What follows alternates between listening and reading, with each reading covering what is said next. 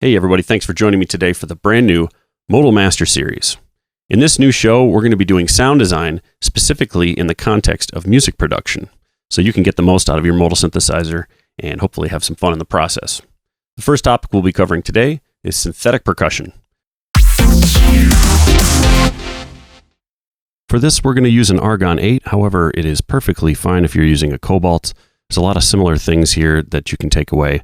Of course, if you're on an ARGON8, you'll be using wavetables, and if you're on a Cobalt 8, you'll be using virtual extended analog algorithms. Either way, this is going to be a lot of fun. So if we're going to be doing syncopated percussion, good idea is to start with turning on the ARP. Makes things a lot easier while sound designing. Next thing I'm going to do is I'm going to change all the envelopes over here to snap. I might go with snap long, as you can see down there, but for now we're going to go with snap. After this, I'm going to adjust some envelope shapes, just initial kind of estimates of what we're going to be doing, and a little bit of a release. Next, just to make things sound a little better, I'm going to go to Unison 2. I'm going to put the drift up, and I'm going to crank the width quite a bit. So the first routing I'm going to do is MEG, that's the source, to global frequency. All right, we got that going. Now, what we can do is add a little bit of attack and adjust the decay, so there's this kind of transient flutter going on, and it's going to kind of mimic the sound of smacking a drum. We can also slow down the tempo, and it really helps. And under keyboard, this pertains to the ARP. The gate you have set. This will determine how long the note lengths are. So 50% of a 16th note is, well, half the length of a 16th note. These are going to be relatively short notes, and the shorter you have it, the more release will play into the equation. However, if you have completely long notes at 100%, that means all 16th notes are filled all the way up until the next 16th note, in which case, pretty much the main thing that applies is decay, and that includes both amp envelope, filter envelope, and modulation envelope. So what I like to do is try to balance it a little bit and see which works better. Typically, I go with a pretty short gate. That gives the drum a little bit of time to release and kind of return.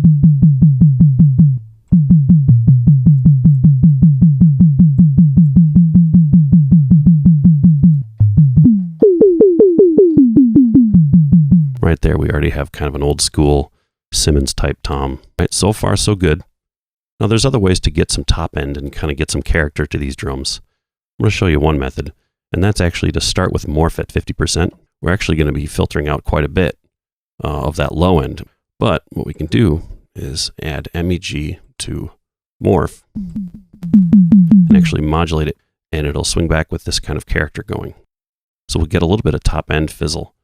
Another thing you can do would be to use white noise and have even more top end coming through by going MEG to mix to the right.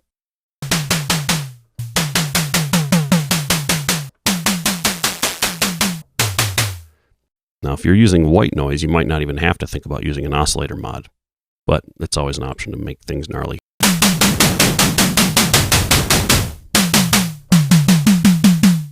You could speed things up a little bit.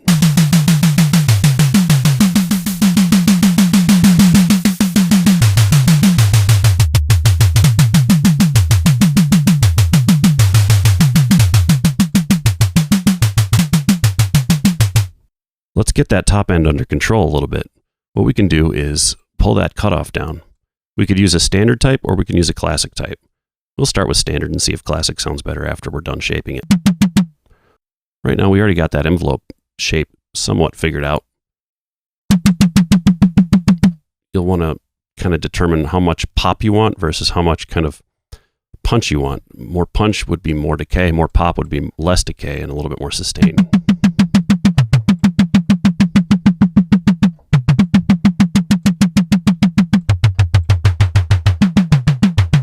If we go to classic type, this is going to kind of mute things a bit more, make it a little bit more rich and dark. It's going to be a little bit harder to punch through. Now, to make things more dynamic, we have several options at our disposal. And I'm going to show you both methods. The first one is kind of an automated method, and that involves using a sample and hold LFO to kind of change a lot of these parameters that make a big difference on the sound. We're talking modulation envelope depth, as well as mix. And we can also change the frequency with LFO1. So we could actually have kind of a randomized tom pattern going. We could actually just hold one note, and while we're holding that one note, we make this assignment LFO1 to global pitch, and that'll alter things up. We don't even have to have a fast rate. We can actually set the rate to 0. As long as it's in retrigger, every time a new note is retriggered, we're going to get a different pitch. You can actually have 2 of these going on and have slight differences in shape, which kind of dictates the random behavior. And for this one, I think I'm going to have LFO2. I'm going to have LFO2 changing the decay time of the amp envelope. Of course, we didn't change this shape, but we should have. And this can really make a big difference too. So we'll have LFO2 changing the decay time of the AEG.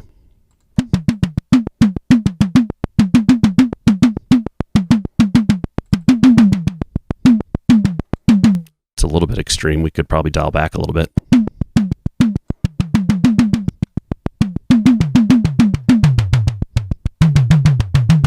The harder you smack a drum, sometimes the more it'll resonate and the wider, kind of more full it'll sound.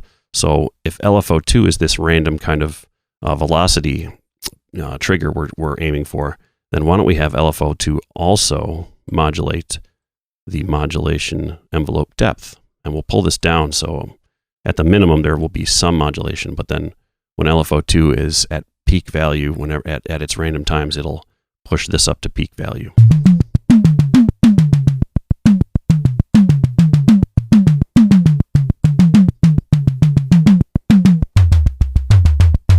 And we're going to start getting tribal drums, kind of more cinematic drums when we have, lower pitch, when we have lower pitch notes going.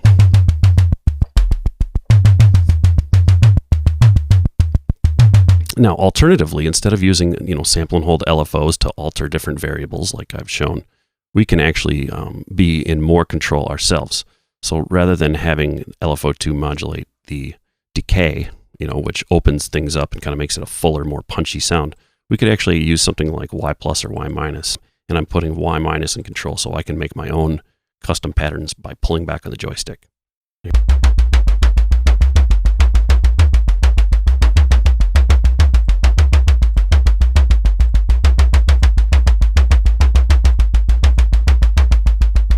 For this, actually, for something a little bit more conventional like cinematic toms, I actually think some manual control is a little bit better. So I'm going to assign velocity to FEG depth, and I'm going to pull this down a bit. That way, the harder I press it, the more punch and kind of audible the drum becomes. And I'm actually going to take away ARP at this time. And I notice if I press hard and I hold down, it cuts off real quick, but if I press real hard and kind of slap it and release it, you get that release time. So what I could also add, just to kind of keep the character behavior consistent, is velocity to AEG decay. And you get much more drum-like behavior with this.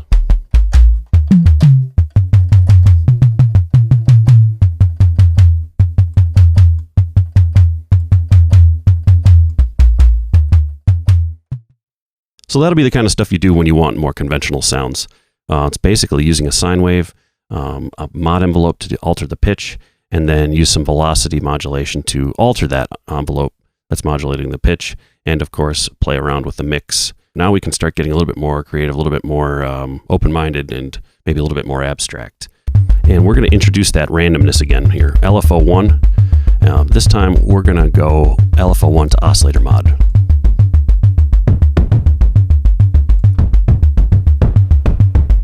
And I'm just going to add a little bit of reverb just to kind of help us out and kind of give us a preview of what it's going to sound like, because this is the kind of setting I would use in an actual production. and maybe a little bit of delay. But I think I'm actually going to use the delay in here instead. So we can use ping pong delay, or let's keep it simple, stereo delay.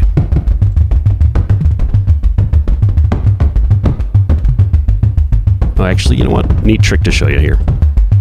So you can set a really strange time like 112, right? For something like this, especially if we're doing 16th notes. And then you can have Y minus or Y plus. I love using Y minus, doesn't matter. And then you can actually have that increase the FX amount. So FX1A would be, this is A, B, C, D, E, F, right? So I'm going to have Y minus pulling back on the joystick, increase the amount of send, or, you know, of stereo delay audible, right? So I can actually keep this down to a minimum and have it just send.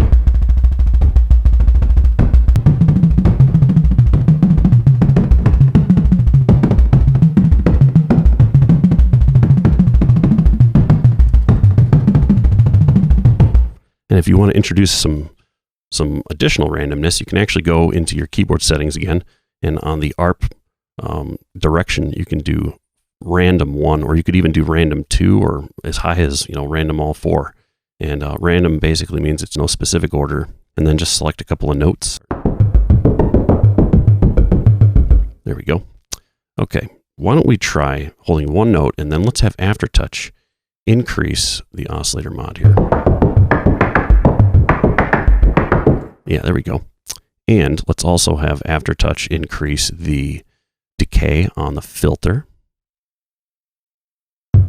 Oops, wrong one. Actually, why don't we, instead of decay, why don't we use FEG depth? Now, that's one way of doing it. Actually, I don't really like the sliding kind of morphing that I'm hearing. I kind of want something more abrupt. So I think what I'm going to do is actually have Aftertouch increase LFO2's depth. And then I'm going to have LFO2 modulating the mix. Actually, you know what? I'm going to have LFO2 modulating wavetable 2. So when I push down on Aftertouch, I'm going to start hearing these drastic changes here. We might need a little bit of mix going on too. So let's have LFO2 altering the mix and having it jump over here. Basically jumping over to the right side. Yeah, there we go. In general, you know, to make things easier and to kind of save my joints, I'm going to use Y minus. But I just wanted to show you there's other routings besides the joystick that you can do.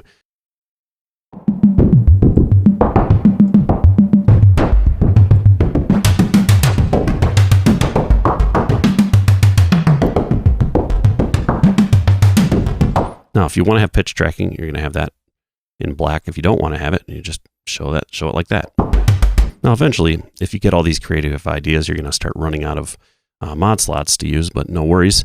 At this point, you can actually look at different mod slots and kind of determine how much of an effect it's having on the sound, and just kind of make a judgment call. And we can instead assign something like Y plus to do that effect send that we like.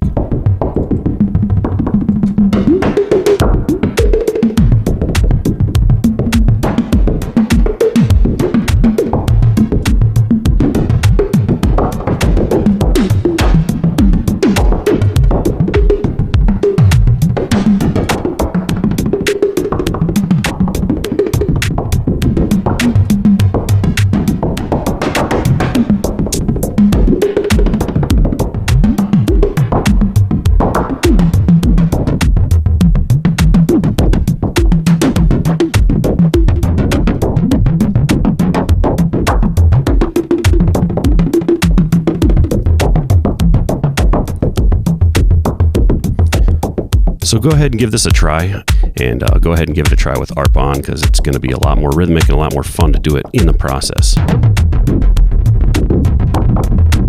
And of course, each episode of Modal Masters is going to have a kind of a studio segment where we jump into a DAW. So in this case, I'm actually going to be jumping into Ableton Live, and I'm going to be showing you how to sidechain your percussion. Because if you have a kick going, you know, and you have a lot of busy percussion, sometimes you'll want to duck that percussion so you can keep hearing the kick. Now, there's two methods. One of them I swear by at this point. The other one is what I started with. The first method I'm going to show you is basically setting up a sidechain. Okay, so I have a kick going here, and the first thing I'm going to show you is how to traditionally sidechain. Right here on the Audio 3, I have my percussion. I haven't recorded anything yet, and we're not going to. I'm just going to play it live. And then we have our kick right here. So channels 5 and 6, basically. That's where the drum machine is going. So I'm going to add a compressor to track 3, where my percussion is going. Next, I'm going to click on this, and as you can see, when I expanded this, the side chain opened up, so I can enable that, and then we're going to click audio from 5 and 6. Now we can see it coming in like that. Now I can adjust the threshold here, right? That's the blue line. Now, when I adjust the threshold well below the incoming signal, it's going to compress it. And if you compress too much or have too much threshold, it's actually going to make the sound quieter. And that's where this pumping effect came from. And you can make that even more so by increasing the ratio. Let me show you the difference here.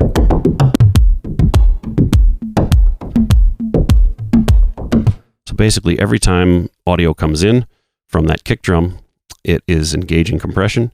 And for this, we're actually going to want peak. You can use RMS, but peak works a little better. And there you go, it ducks. Now we can't even hear the downbeats now because the kick is completely canceling out the percussion. So what we do is we find this fine balance here. Now if we want a couple of initial transient hits to be heard, we can actually increase the attack, and you'll hear the beginnings. You'll hear these little pitters and patters on the downbeats.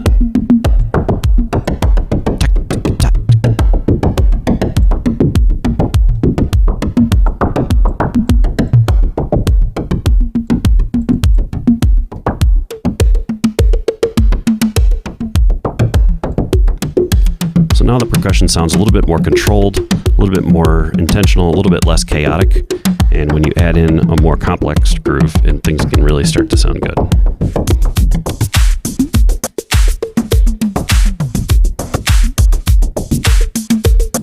Here's the second method. It involves less trickery, and it's just a tool I like to use, and it's actually a pretty cheap tool. It might even be free, or it's very, very affordable.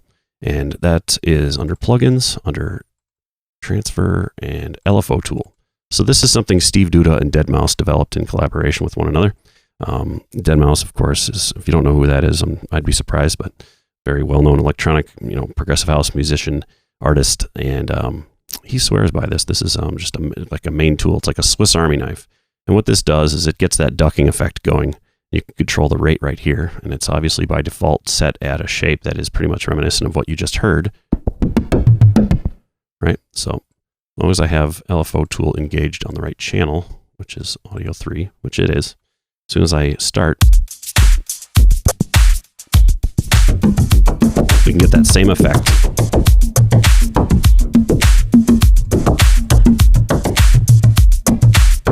And actually you can get quite a bit more control because you can draw out the shapes exactly as you need.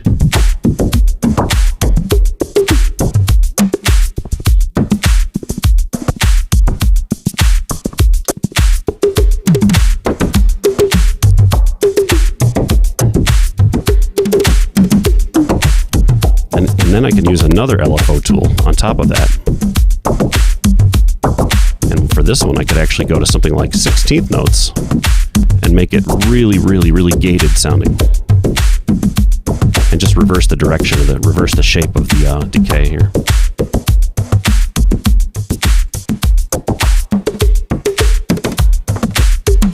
But you can actually record. You can record the automation on this as well. First, I'm going to set this to auto, since auto is going to allow me to record and playback. But in that way, once I'm done looping it, you'll be able to hear it. I'm going to tap over here on my Ableton Push 2, and we're off to the races here.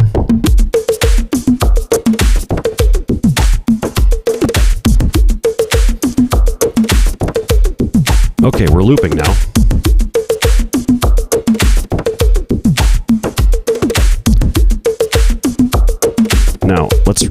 recording some automation here.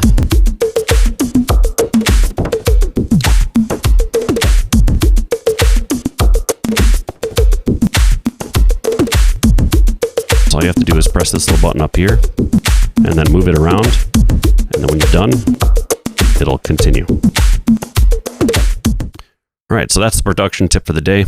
Try using some form of LFO tool or even a gate with an LFO on it, or you can use the traditional compressor and then sidechain and duck it and stuff. A lot of cool things to be had, a lot of neat different things to do with percussion. Hope I showed you a few of those. And of course, Argon and Cobalt especially are going to be great tools for that.